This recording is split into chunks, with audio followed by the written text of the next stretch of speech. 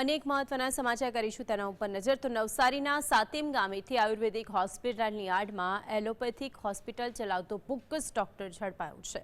Navsari SOG પોલીસે બાતમીના આધારે સાતેમ ગામે શિવ આયુર્વેદિક હોસ્પિટલમાં રેડ કરીને કાર્યવાહી કરી હતી।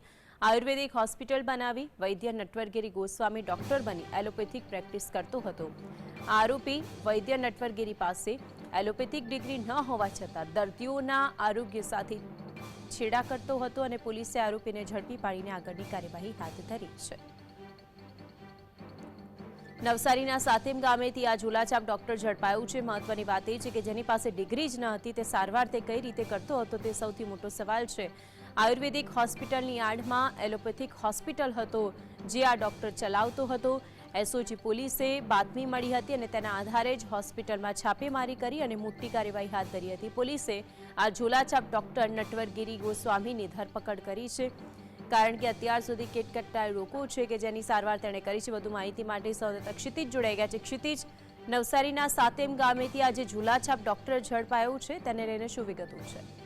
હિતેશ, નવસારી જિલ્લામાં છેલ્લા અઠવાડિયાથી 5થી વધુ બોગસ ડોક્ટરો ઝડપાવાનો સિલસિલો યથાવત છે। આજે ફરીવાર એક સાતેમ ગામમાંથી આ ડોક્ટર ઝડપાયો છે જે આયુર્વેદિક હોસ્પિટલના નામે સારવાર કરાવી રહ્યો હતો। આ ડોક્ટરો મોટાભાગના અન્ય રાજ્યોમાંથી આવે છે કે જેઓ બોગસ ડિગ્રી ધરાવે છે અથવા કોઈ હર્બલ પ્રોડક્ટની ડિગ્રી ધરાવે છે, તેમ છતાં પણ તેઓ પ્રેક્ટિસ કરે છે। દર્દીઓના જીવને જોખમ હોવાનું જાણવા છતાં પણ તેઓ પ્રેક્ટિસ કરી રહ્યા છે। ત્યારે ગુજરાતમાં 1200થી વધુ જેટલા ડોક્ટર હાલમાં ઝડપાયા છે। દક્ષિણ ગુજરાતના સુરતમાં પણ 800 જેટલા ડોક્ટર ઝડપાયા છે। ત્યારે નવસારી જિલ્લાના જે પછાત વિસ્તારો છે, ખાસ કરીને ચીખલી, ખેરગામ, વાંસદા, જે આદિવાસી પંથક છે, તેમાં આવા ડોક્ટરો મોટા ભાગે ફાલેલા છે અને બિલાડીના ટોપના જેમ ફાટી નીકળેલા છે। ત્યારે નવસારીના પૂર્વ પટ્ટીમાં જે સાતેમ ગામ છે તેમાં પણ એક આજે ડોક્ટર ઝડપાયો છે। તેમના વિરુદ્ધ પણ ગ્રામ્ય પોલીસે કાર્યવાહી કરી છે।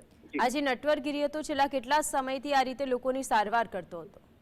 જી, આ જે ડોક્ટર છે તે આદિવાસી અને ગ્રામ્ય વિસ્તારમાં જ પોતાનો હાટડી ચલાવે છે, જેના કારણે કોઈ ભણેલા ગણેલા વર્ગ જે છે એ તેમને ડિગ્રી વિશે પૂછતા જ નથી। એસપીના જણાવ્યા મુજબ આ છેલ્લા 2 વર્ષથી વધુ સમયથી આ વિસ્તારમાં પ્રેક્ટિસ કરી રહ્યો હતો અને એસઓજીને જાણ થતા એસઓજીએ તેની ધરપકડ કરી છે અને જે હોસ્પિટલનો મુદ્દામાલ છે તે પણ કબજે કર્યો છે। હિતેશ, આભાર આપ જોડાઈને વિગતો જણાવી તે બદલ।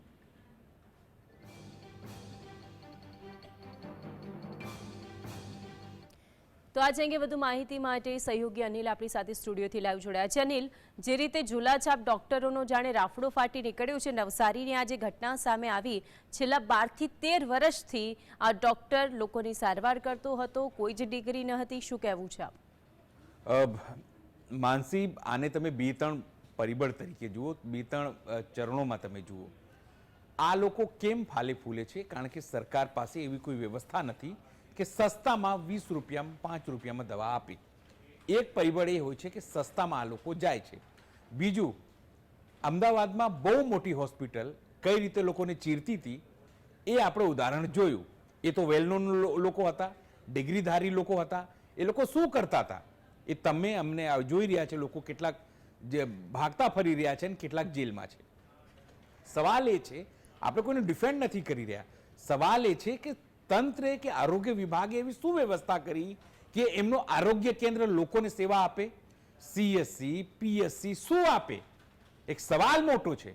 પણ આ માત્ર બચાવવા માટે, માત્ર દેખાડવા માટે, માત્ર કરવા માટે તમારી સરકારી હોસ્પિટલો સિવિલમાં ભૂવા જતા રહે અને ત્યાંનો સુપ્રિન્ટેન્ડન્ટ કહે છે કે અમે કાર્યવાહી કરીશું, તો પહેલાં તો એમને રાજીનામું આપવાની જરૂર હતી, પણ નથી ચાલતું। આ એક વર્ગ એક વાત છે।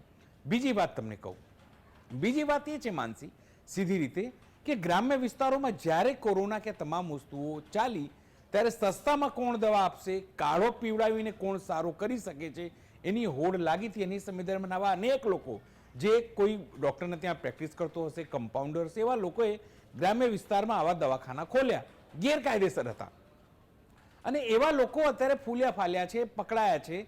કેટલીક જગ્યાએ તેઓ મેડિકલ પ્રિસ્ક્રિપ્શન આપી રહ્યા છે અને પકડાઈ રહ્યા છે, ખોટું કરી રહ્યા છે અને પોલીસ તેમને પકડી રહી છે।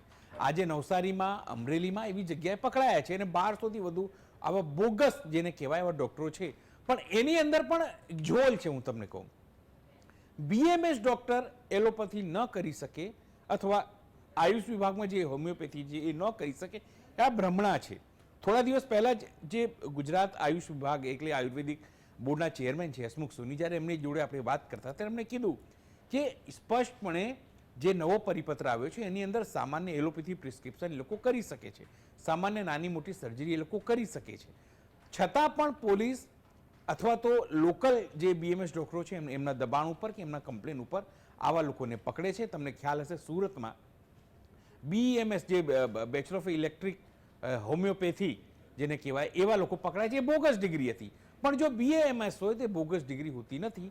ક્યાંક પોલીસનો ફેર પણ હોય છે, સમજફેર, જેની અંદર કહે છે કે એલોપેથી કરી જ ના શકે એવું હોતું નથી. એક વાતે કુલ મળીને આ તમામ વસ્તુનો પરિબળમાં શું છે, લોકોને જોઈએ છે કે તેમને સસ્તામાં શું શરદી મટી જાય છે, શું તેમને સામાન્ય તાવ 100 રૂપિયામાં મટી જાય છે, કે શું તમને માત્ર સામાન્ય દુખાવો થયો હોય ને મટી જાય છે. જો એ વ્યક્તિ કોઈ વેલ નોન વ્યક્તિના ત્યાં જાય, 4 રિપોર્ટ કરાવે, 1000 રૂપિયાથી વધારે ખર્ચો થઈ જાય છે.